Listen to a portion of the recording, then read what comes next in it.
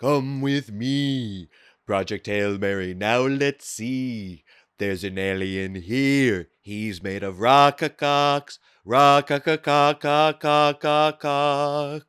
Hello, everyone. My name is Ian Garcia. This is Devotional Criticism, and welcome back to the New Movie Diary. This is a cinema criticism series in which I review recent, new, and up-and-coming film releases and attempt to give you the straight facts about them, in my humble opinion. And in my humble opinion, Project Hail Mary, for a spacefaring sci-fi comedy, might be a little thin on originality when it comes to either the sci-fi or comedy parts, but it quite frankly does more than make up for it in ways that, I must say, even a lot of the early positive praise for it that I'm seeing completely misses or at least significantly minimizes it by calling it a buddy movie. This is not a buddy movie. It's a full-blown romance in space, even in its own cheeky way, a love story. But before we get into that, let's get a rundown of that story before I run out completely ahead of myself in pretty classic fashion. Adapted from the 2021 novel by Andy Weir, the same Andy Weir whose previous self-published juggernaut The Martian was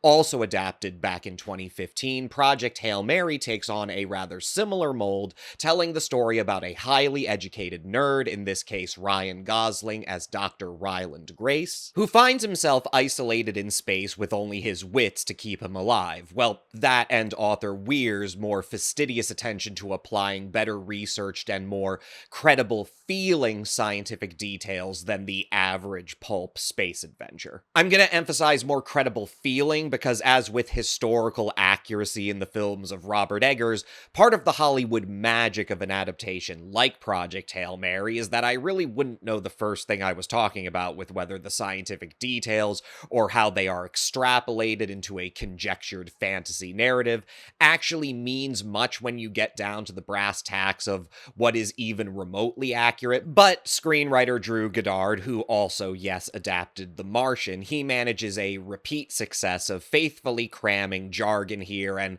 following from that, it's really just a crack production design team and an actor like Gosling who's up to the task of saying this stuff and interacting with these mechanics with confidence. We have to believe it, especially because Project Hail Mary is also not a sci-fi film with a definitive monster or villainous entity. Dr. Ryland Grace might be accurately described as the hero, but the battle he fights is even bigger than that of Matt Damon's stranded astronaut in The Martian. Not just his own desolation, but the desolation of the entire Earth. Basically, here's my idiot breakdown. 1. Big invisible trail thing in space goes from Venus to the sun. 2. Big invisible trail thing is actually big invisible road for microscopic aliens that eat stars. 3. Turns out the aliens are eating our star and have actually eaten a lot of other stars. 4. Turns out there is one star out in deep space aliens don't eat. 5. Our last hope is to literally just send somebody out into deep space to see what's up and try to report back in some 30 years. It's a suicide mission, and Grace, Gosling's character, is the only member of the crew who actually stays alive through the long-induced coma they undergo just to be able to survive a trip out that far. As I said, even the aliens in this movie, they aren't really portrayed as villainous, just kind of cruelly natural, even though it does also turn out that they make for a crackerjack form of new fuel. But anyway, Project Hail Mary might have action sequences, but it is not necessarily in and of itself any more of an action movie than The Martian or previous major original sci-fi hits that have clearly influenced Project Hail Mary, whether we're talking about Interstellar or even Ad Astra to a certain extent, though more obviously Arrival. Goddard and directors Phil Lord and Chris Miller even opt for a non-chronological narrative style of their own, very much like Arrival. Flashing back and forth in time just like in that film, and not for nothing, both Arrival and Project Hail Mary basically hinge upon all hope not falling into the hands of one special person, but into those of two beings, human and alien, making first contact, except instead of a giant interdimensional spider squid thing, Grace's unlikely companion through his lonely quest to save the Earth turns out to be just a small, equally intelligent rock monster thing that perceives, moves, and communicates through sound and echolocation. When designing a software to translate this being's rumbles and whines into English, Grace just names him Rocky, his artificial human voice provided by none other than this creature's own designer, master stage and opera puppeteer James Ortiz. That's a lot of pedigree in terms of practical effects work jammed right in there, not the least of which necessarily gives credit to Lord and Miller, who are really among the most impressive commercial filmmaking duos, or just filmmakers period, working in the upper crust of Hollywood these days, with a body of work that is especially represented in their contributions to animation. I absolutely love Clone High, as you might expect. They wrote and directed the excellent and absolutely hilarious Cloudy with a Chance of Meatballs. They also co-wrote and produced Spider-Man Into the Spider-Verse. But as far as live action filmmaking, this is the duo's first outing since the much more parodic and madcap action comedy 22 Jump Street, which was nearly 12 years ago at this point. When they're in full creative control, these guys are synonymous, to me at least, with a perfect sense of absurdist humor. But in directing from a script by Godard, who also wrote Cloverfield and The Cabin in the Woods, we're seeing their instincts applied more deliberately in a direction of both narrative and comedy that falls more on the dramatic side of things. And I must say, I think the weakest point of Project Hail Mary overall is how rough it is at finding that balance early on, when we're sort of flashing back and forth in time between Grace lost in space and Grace as this discredited molecular biologist turned go-nowhere middle school science teacher. Frankly, I think a lot of the gags, both in terms of dialogue and more situational, ironic stuff, it feels the most by the numbers in a movie that's already going to be heavy on procedure. But frankly, because the concept is so heavy, basically the sun being devoured slowly and it's dimming alone spelling basically havoc and doom for humanity, and again, because the very concept doesn't require any prejudiced attitude towards the scenario. This is just cosmic fate. These aliens are just cells that devour and out energy. There's nobody you can blame morally for what's going on. The end is simply very nigh. It's as we learn more about, through those flashbacks, how Grace ended up being humanity's last hope for survival, and as the growing and, I'll say, quite intimate companionship between Grace and Rocky takes on more of the source of comedy, that I think Project Hail Mary comes into its own as a quite special film where we are given such a natural sense of not absurdity, but sweetness being the essential source for overcoming the rather smartly conveyed dread of the apocalypse, the imminent end of life as we know it. Just as much of Project Hail Mary is spent finding sources of strange humor in how Grace comes to seemingly identify with and love Rocky more than any human he's ever known, as it is in more dour, dramatic moments from the recent past, especially in scenes featuring Grace's superior, Eva Stratt, played so marvelously by Sandra Hüller. There's an absolutely fantastic sequence that involves Grace just watching her as this stoic director of this last-ditch effort for survival. Humanity rendered little different than those little blots of aliens about to destroy them. She does a karaoke performance to bid everyone just one fond farewell, almost like she's just giving them one glimpse of softness before going back to the business as usual of making sure 3 of them are going to more likely than not die in the bleak infinitude of space on the thin hope that it'll mean something. What Project Hail Mary lacks in terms of more novel comedy, it more than makes up for in just that emotional indexicality of that constant reaffirmation of the dramatic weight of the story that Lord and Miller also reinforce through a bigger emphasis on practical effects achievements, or at least more seamlessly integrated with digital effects to make sure you feel like you can touch elements of these sets, so that you could touch Rocky himself, herself, themselves?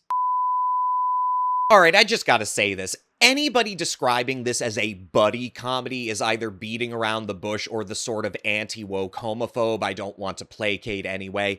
Project Hail Mary is not a buddy movie. It is about a man who falls in love with a rock monster. Babe, would you still love me if I was a worm? Take a hike. Would you still love me if I was a genderless alien rock that communicated through echolocation? Yes, a man is providing Rocky's voice, but come on, from Weir to Goddard to Lord and Miller, nobody is being subtle here. Even in testing out voices for Rocky, going through these pre-recorded voice replicators of famous people, Rocky is given multiple potential voices, men and women, and literally Helen Mirren is one of them, and though that's obviously not the one they go with, because it's too expensive, Grace is quick to point out, she really can do anything. When I say the relationship between Grace and Rocky gets intimate, I mean literally scenes of them learning to sleep together as close as possible because Rocky can't get to sleep any other way.